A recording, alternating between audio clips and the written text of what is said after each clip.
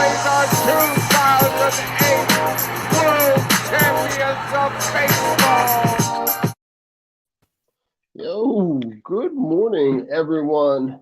We got a little breakfast and baseball this morning on the Drunk on Broad channel. We're just excited to maybe finally have some noteworthy news to talk about. But Joe, we're gonna have a lot to talk about.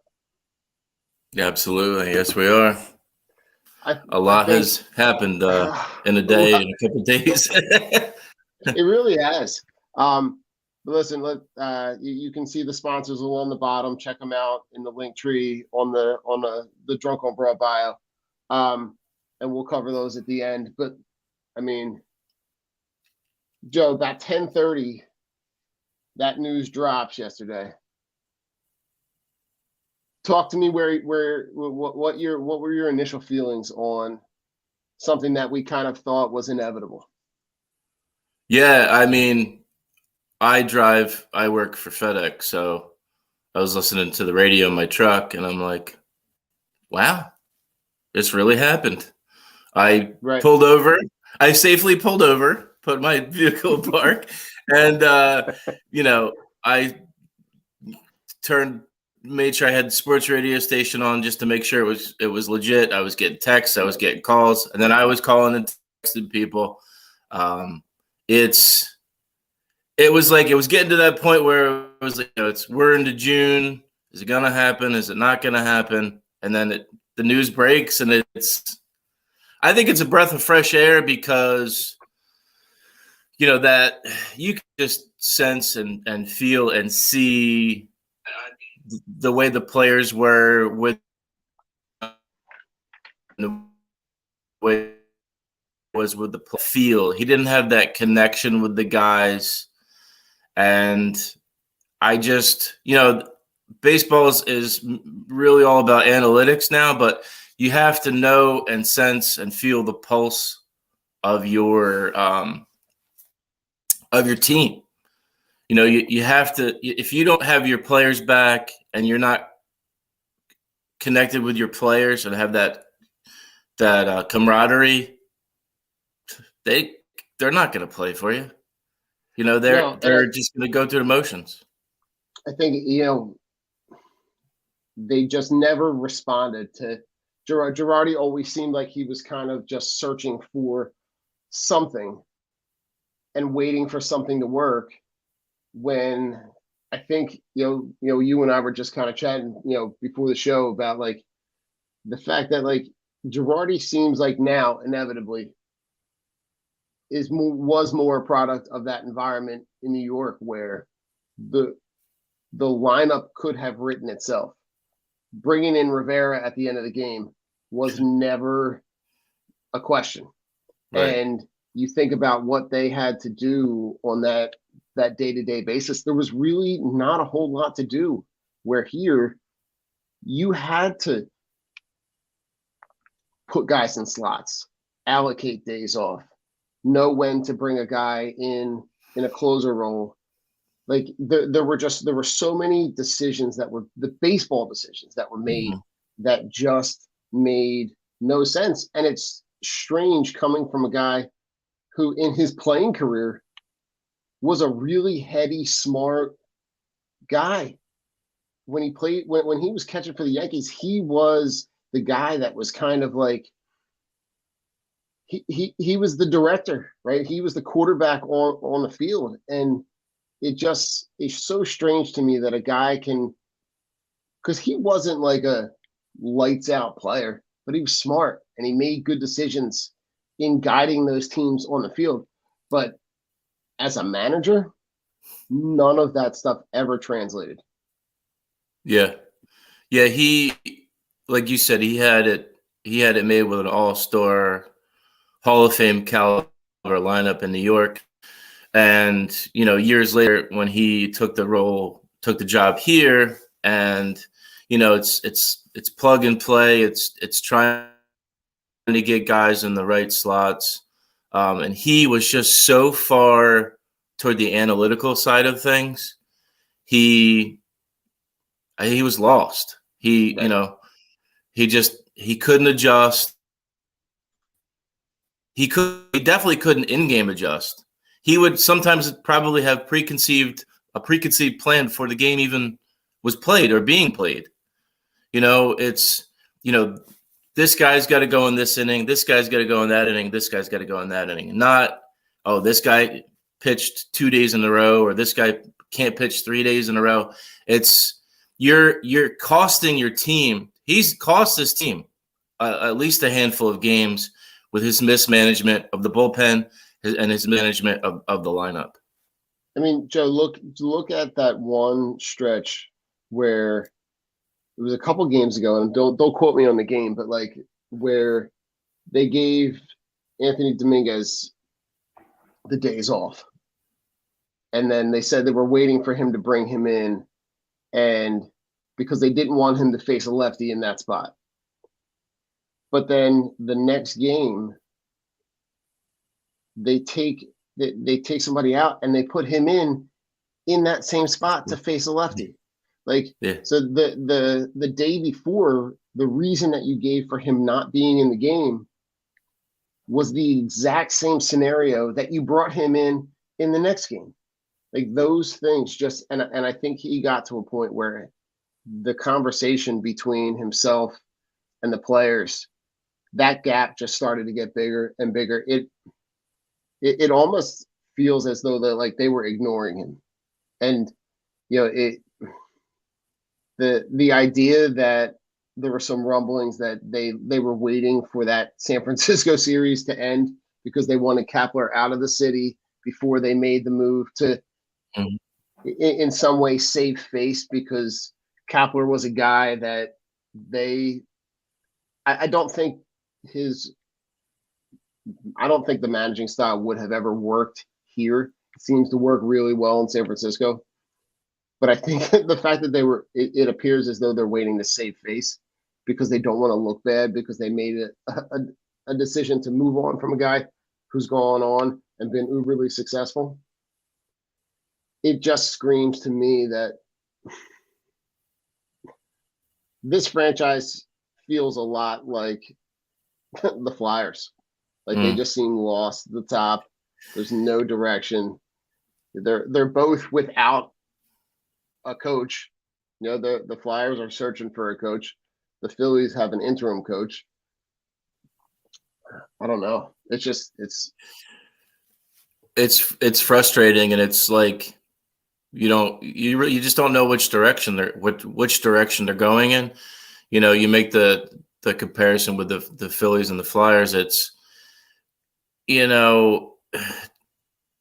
sometimes, and a lot of times, these the owners, and they've got all this money and they throw it around, but it's having baseball minds and successful baseball minds in. There's got to be a balance between the analytics and the on-field stuff. You would hope that Middleton has the right pieces in place, but ever since he really in charge of making those decisions since 2012, this is at every level. Our farm system has been a joke. It's right now it's 2022, and we're hoping and we're thinking and praying that this is the year that Mickey Moniak takes that next step. But it's at every level with this organization that there's question marks, and we really don't know what the answers are, what's the right switch to flip. It's that all those question marks can make it very uneasy to be a Phillies fan. Well, and the other thing that's troubling, Joe, is like if you look at the guys when they made the decision to go with Girardi, to look at the other two guys that they passed on, right? They passed on Buck Showalter.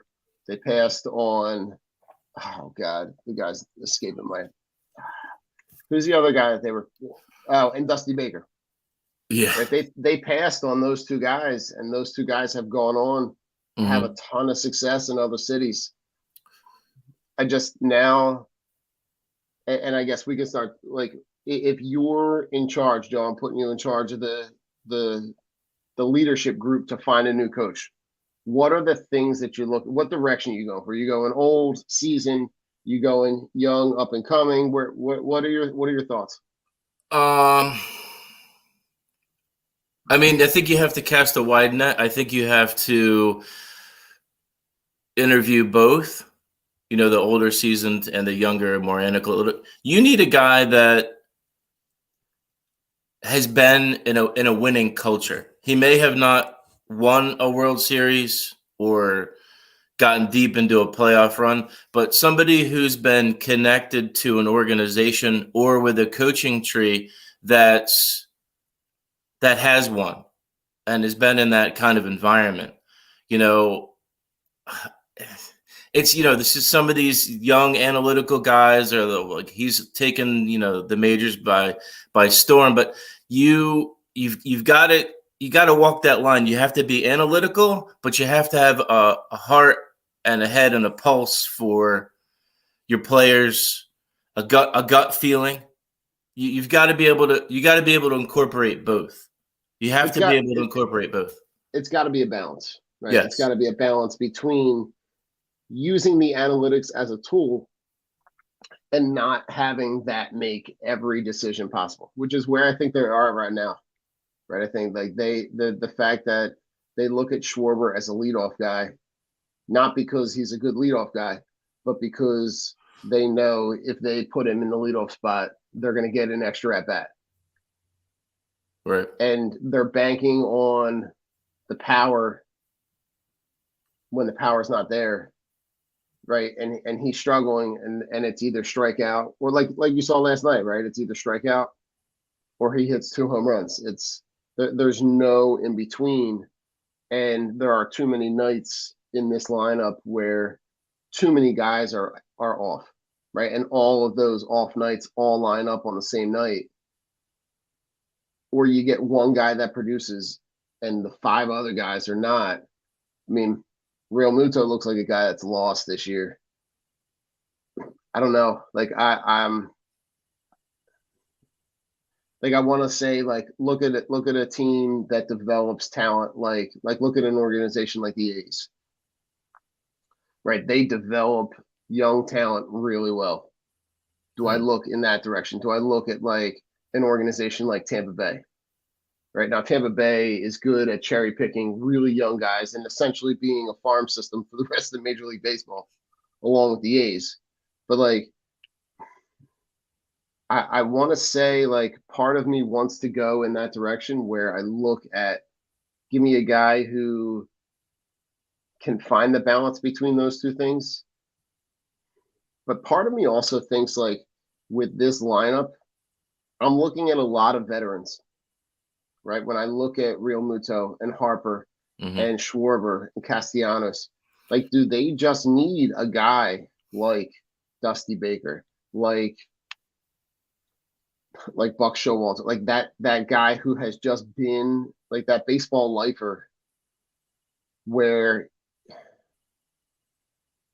like this is a guy that they interviewed way back when they interviewed Charlie Manuel, but like a guy like Jim Leland, right? A guy who just comes in and just knows baseball. Yeah. Jim's what I think he'll probably be 90 next year, but right. I guess you gotta kick the tires on him. Right. I mean, but like maybe not Jim Leland, but like but a guy like that, you know? Yeah. I mean, we really don't know. We really don't know what direction they're going to go in. But you want to get a guy, and you know, we missed out on Dusty Baker. We missed out on Showalter. It was did we miss, or did they see the dynamic of this organization and saw what they were dealing with, and they were like, let me see what else is out there. Let me see what else is out there. And I think even with Girardi, I think that him coming here was, didn't we wait till the last minute for that too? He was really weighing his options. Look at Dombrowski. I don't think Dombrowski he has a history wanted to be here. I think they paid him nicely to say, hey, we really need somebody. We need somebody who's had big time success. Can we get you to come to Philly? And what's it going to take? Right. So it's, and then Girardi wasn't his guy. Girardi wasn't Dombrowski's guy. So it's just plugging guys in at all different positions and hoping that it fits. And that's really this whole team, the GM, the manager, and the players. We're on the same situation. Right. We don't who's our leadoff hitter? Kyle Schwarber. What's he batting now? Oh, what's he rated? 200? Is he at 200? Is he at 199? It's terrible. Yeah, it's boomer bust. And you can't have a boomer bust guy setting the table. You need a guy that's gonna work walks. He's gonna get some base hits. You just want a guy that's gonna get on base and be disciplined at the plate. It's tough. It's really tough because he is a good player, but he's not a table setter. Oh God, by no means. We're still having this conversation on June 4th. So, that's the hardest thing, because if you look, like if you go in and look at their schedule, like they're double digits games back of the division, but they're also 6 games back in the wild card, and you've got, correct me if I'm wrong, there are 3 teams that are going to get in the wild, like the wild card. Right. Is like the fact that like you can say that that the season is young for only so long. Like we're in June, right? You've essentially, like, you've wasted 2 months of the season, and you had, the hard part for me, Joe, is that they had winnable games early on in the season, right? When they opened with the A's and they dropped 2 to the Rangers, and like they had a bunch of AL games early on in the year that were winnable games that you just have, like, that they just wash away, and now you find yourself, I'm just going to look up just so we can be transparent here. Like, they are in 3rd place, 11 games back on June 4th. Right? In the wild card, they are, all right. So in order for them to get in the wild card right now, they've got to jump Arizona and Atlanta and San Francisco. Nothing about anything that has happened this year tells me that that's even a remote possibility, which then to me says, like to the front office, what are you looking at that says that you should be a buyer? Exactly. It's and to speak to Jay's point real quick before you go, like, Jay, they didn't have another option, right? Their farm system is garbage. They didn't have the option of rolling out the same nonsense that they have for the last couple of years. So they had to go and buy these guys. They're just, they banked on a boom or bust, and it just, and Jay, would I have signed Starling Marte or Schwarber? Sure. But looking at it now, yeah, looking at it now. But I mean, looking at it now for sure. That revisionist history is, so the perspective is a little clearer. Yeah, I think they were apprehensive to do it because of his age. I don't remember exactly what his deal is, how long his deal is, and the money that he's getting, but yeah, they missed. I think they missed. They definitely missed on that. But it is what it is at this point. I mean, the guys just need to produce. The manager's gone. We got a new manager, so it's buck up or shut up, really. It's time to you got to win games. You got to find a way to win games. You need to outscore teams. You need to have some good pitching performances. Hopefully, this guy will know how to set the lineup. And Right. and realize and this guy will understand situational baseball. like all right. So Joe, let me run something by. When they went to the ghost runner on second base in extra innings, it boggles my mind how you can put a guy in scoring position, and these are major league teams that look at this stuff far more intricately than we do. Mm-hmm.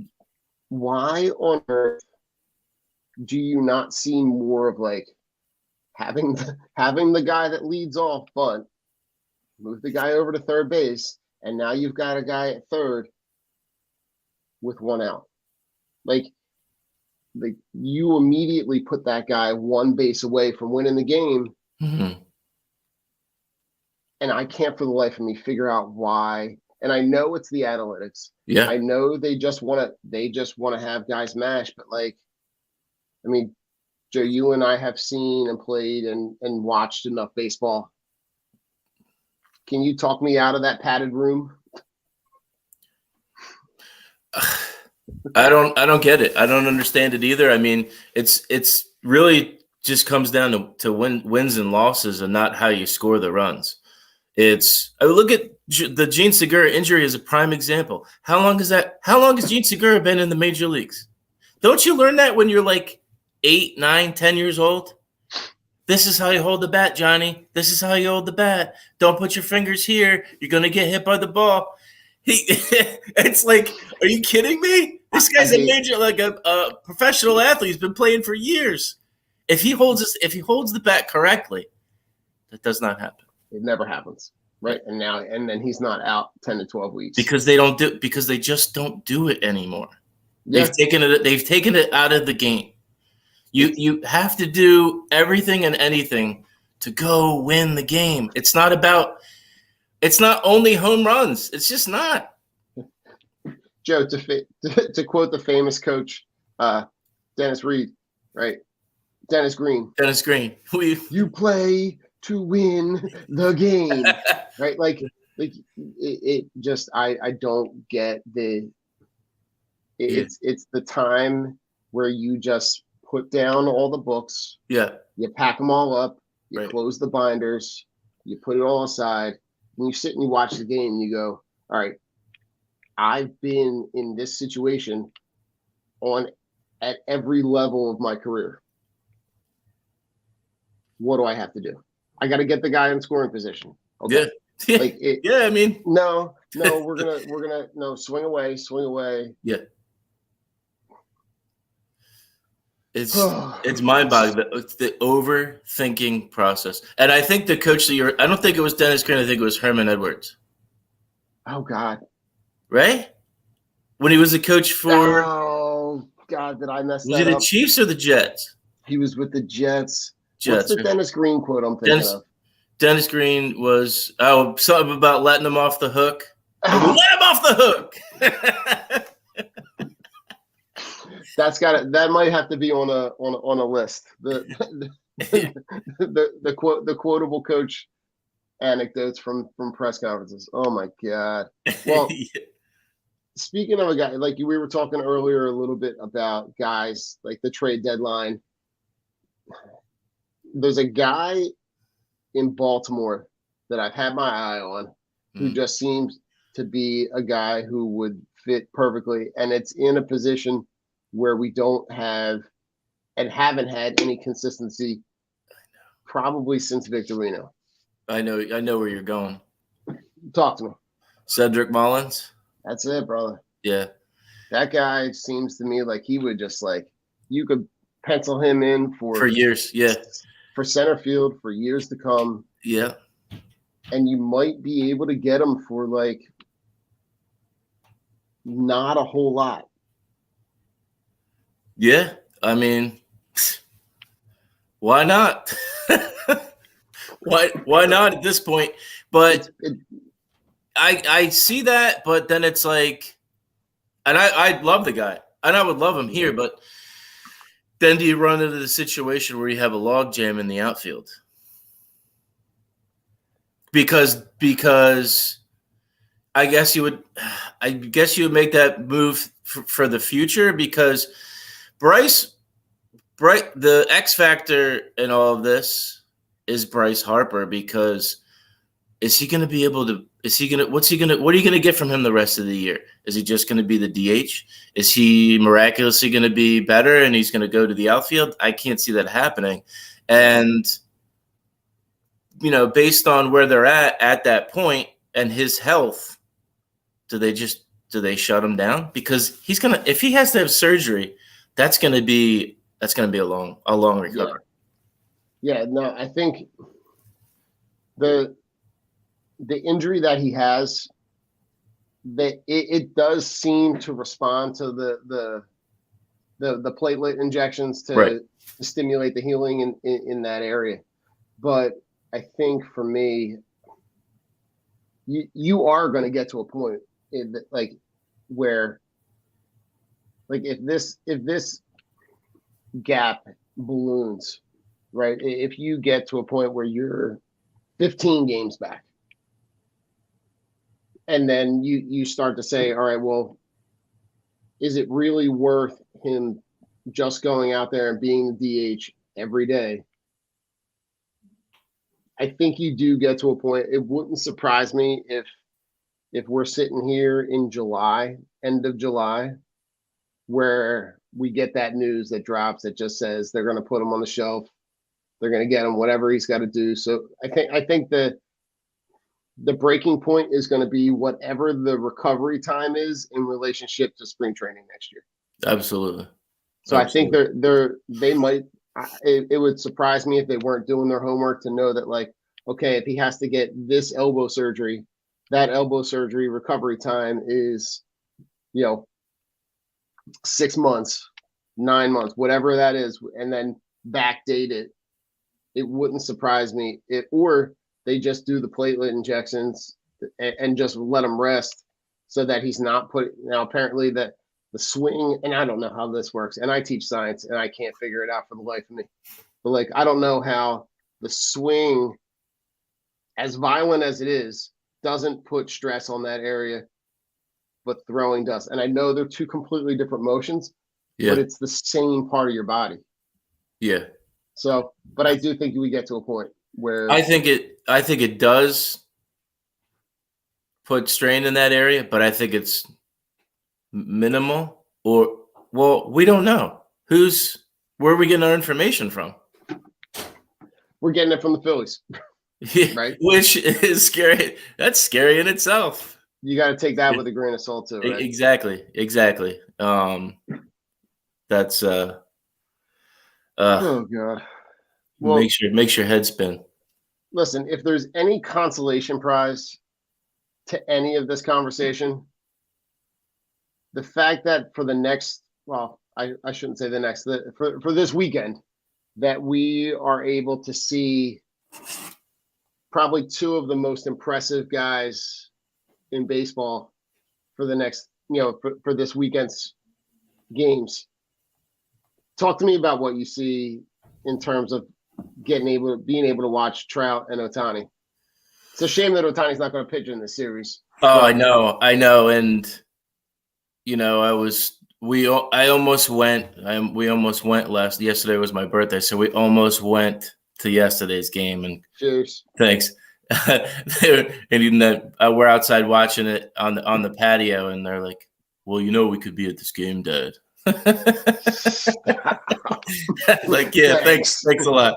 It probably would have been the opposite. It would have been the opposite score if we had gone, but it's remarkable to have those two kinds of players, generational talents, on that team, and be able to go see them perform at a world-class level. When it comes to Trout, he'll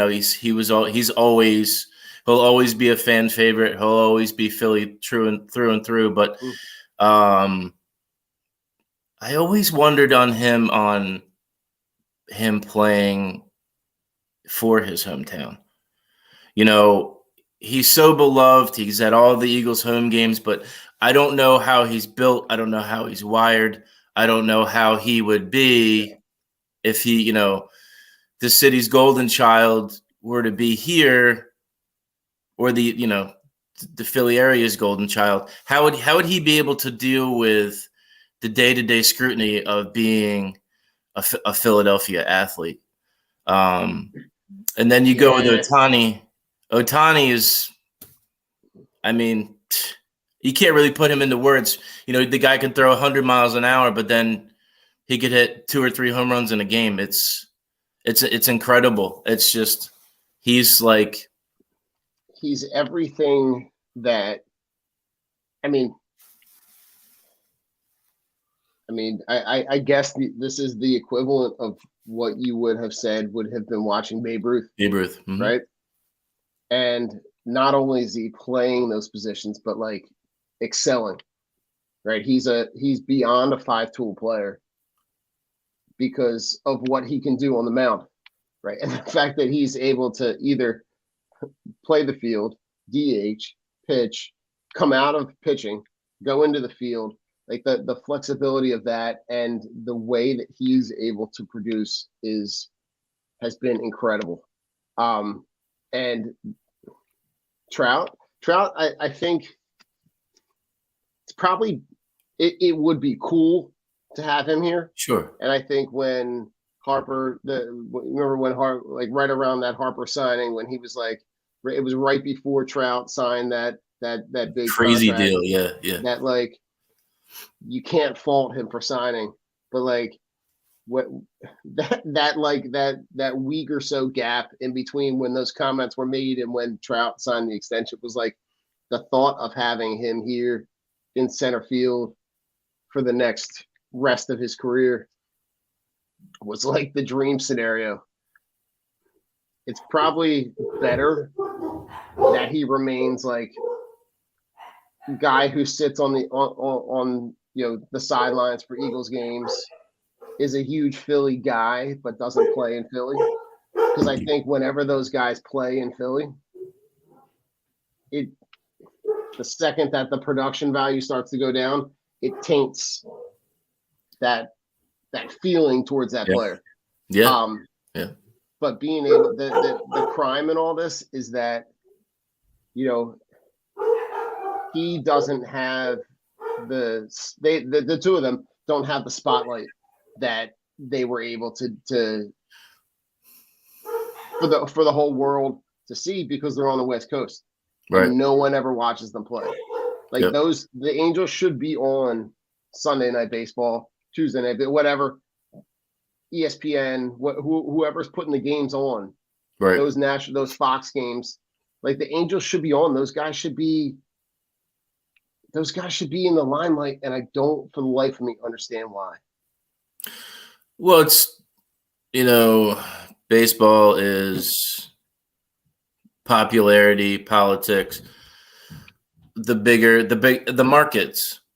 It's markets. I mean, the Angels are in California, but the team that runs that state is the Dodgers. The Dodgers. The Dodgers are, you know, they're gonna win that every time. But you know, the Angels market, that baseball market is, you know, it's more laid back. I think just to go back to the, you know, Trout, I would love it. I mean, I mean, I can't afford season tickets, but I would go to games, and I guarantee you just about anybody else that's a Phillies fan or on the fence is just going to go. I mean, they're going to go just to see him, just to see what he's going to do that day, you know, and with the combination of Bryce Harper, like, you know, if John Middleton was able to swing that, he would be looked upon, you know, as a saint, and he'd probably never buy another beer in the city. But Not that he probably I pays would for his I would beers now. He probably doesn't pay for his beers now. But oh my God. I would pack the entire Reading Phillies bags. I would pack the whole team. Give them the whole give them everybody in double A. Because yeah. But those two guys are. It's incredible. Like for a guy like Ohtani to be able to do that and to do that at an elite level is. True. I mean, when's the next time we're ever going to see that? I mean, how long ago did Babe Ruth play? Right. You're talking about a guy who and that's where I talk about like the crime is not being able to see them more, right? Because that's a guy who is probably we're not gonna see another guy for that probably in our lifetime. Right. The chances of that happening in our lifetime are like one in however many Major League Baseball players have played in the last century. Yeah, so Majors have really dropped the ball on that. Rob Manfred is. I'm hoping that his days are numbered. Oh, I think everybody, a lot of people are in the same boat with that. Because it's the kind of thing where you get one shot at that. And it seems to me like they get every chance to do something right in Major League Baseball. And every time they get a chance to do something right, they screw it up royally. Mm-hmm. Man, there's so many things, moving parts in the Major League game now that are just beyond frustrating. They want to talk about the strike zone, doing the robot strike zone. Oh, the robot umps. Why don't you just get umps that can do their job? Yeah. Why isn't there more repercussion for a guy that is just not good? Truly. With Hernandez, I understand that you've been. I get it.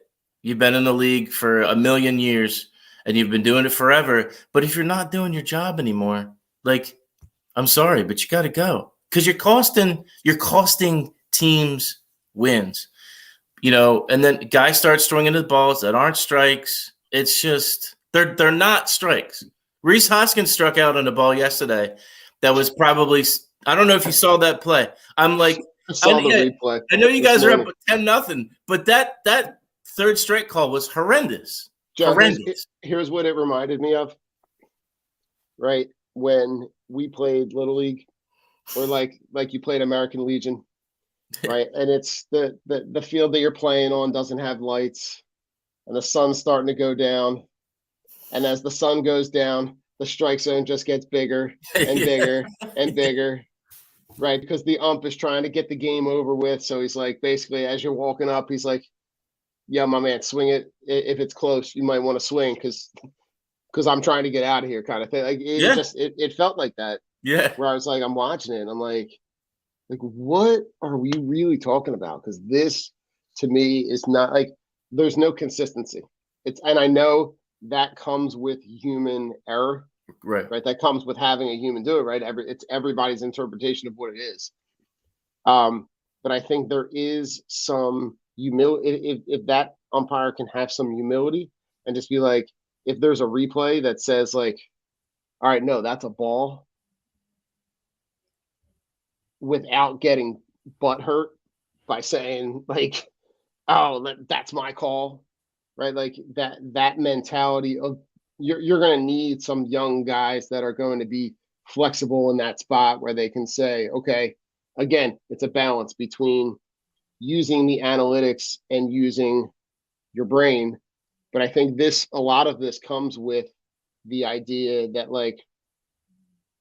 with the technology, as the technology increases, there are a zillion camera angles. When we at home can see that what is being called on the field is not accurate. Right. That to me is where there has to be a balance, right? There has to be a guy in the stadium or a guy in Secaucus, New Jersey, or wherever that game, wherever that camera angle is, to say, hey, listen, this is a ball, or this is a strike, or it's an out, or he's safe, or whatever the call is. There has to be some kind of balance between it. Yeah, definitely. And I think that's why, I think personally, in my opinion, that's one of the reasons why baseball games are way too long, with Oh, truly. that and the tie-in with all the analytical BS. It just, it takes too long. And I don't know what one thing or what other options can they try to introduce to try to make the games not as painfully long. I I mean, I, it's I think you have to. I don't like the idea when they like. I understand why they did it, but I don't like the idea of shortening the game.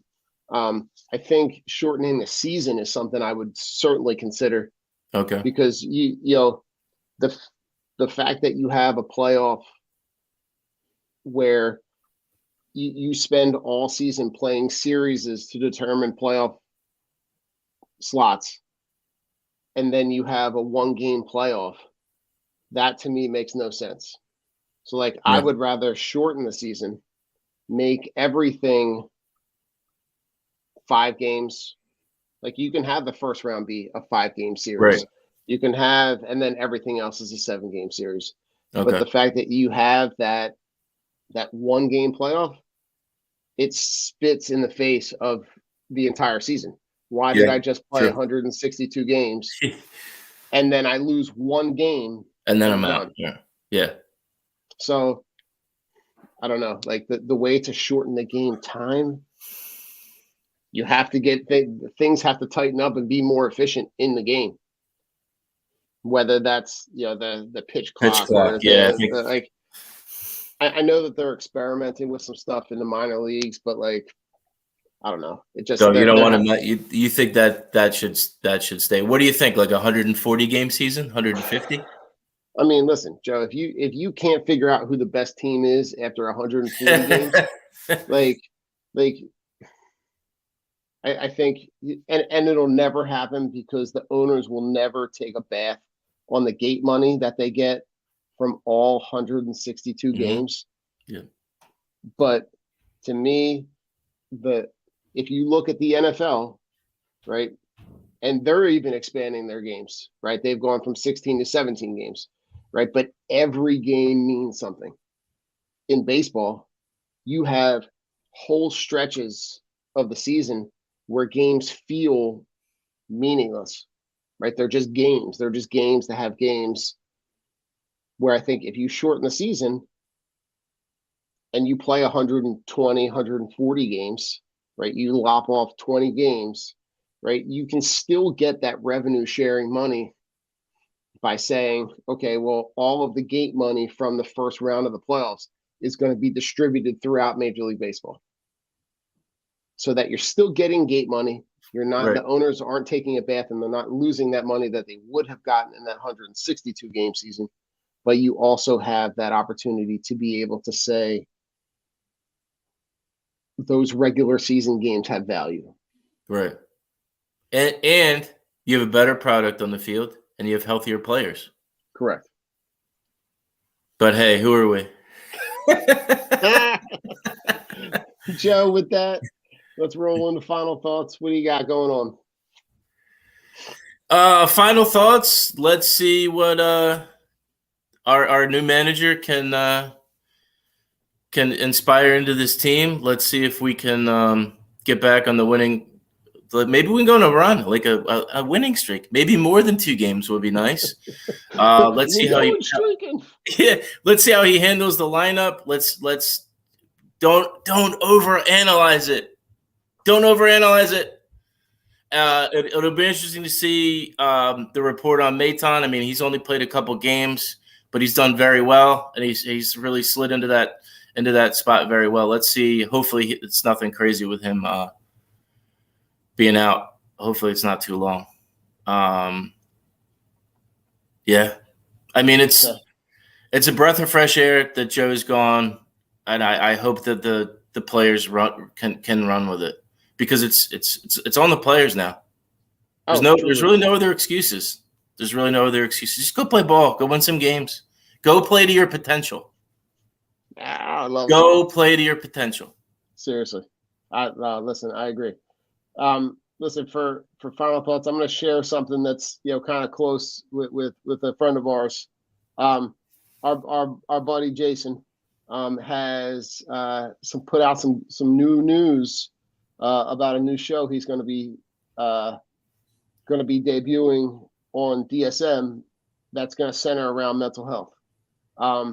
And huge shout out to him for bringing to light not only mental health, but mental health with making it feel more widely accepted, being able to be open and talk about it, and just being able to use this platform to be able to create that opportunity for someone else to feel value, to feel voice, to feel I'm just super proud of him, super proud of being able to now he's a friend of mine for the past year throughout this podcasting journey. But huge shout out to him for the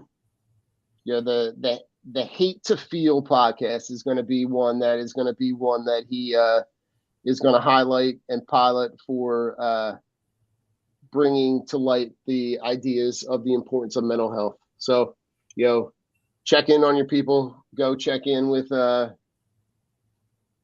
everybody, and whether it's a tweet, a DM, a text message, a phone call, whatever it is, just check in on your people. It's great. It's great that he's doing that. It's really great that he's doing that. So many people don't. It's not a guy, or it's not manly, or whatever it may be. I've been affected by that myself. I lost my aunt when I was 4 years old to suicide. So that really hits home for me. There's never feel like you're not enough. Never feel like you can't. If you need help, just ask for it. That's the hardest part for people that are struggling with depression or anxiety or mental illness. It's they don't want to be a burden, and they feel like that they're alone. They feel like they're alone, and there's nobody there to help. And that's not the case. And that's great that Jay's doing that. And I really appreciate that he's, getting on board with doing that. That's awesome. Most definitely. All right. Well, our sponsors, go check them out. You got La Terrain watches. You got Team Clicks with your team themed sunglass wear, Shocked Energy, and Streaker Sports. They've got all your old antique defunct leagues, teams. They've got some old Philadelphia Stars stuff out there. So they've got some cool Philadelphia themed workwear. So with that, we're going to head out. Enjoy your Saturday. Enjoy your weekend. Later, skaters.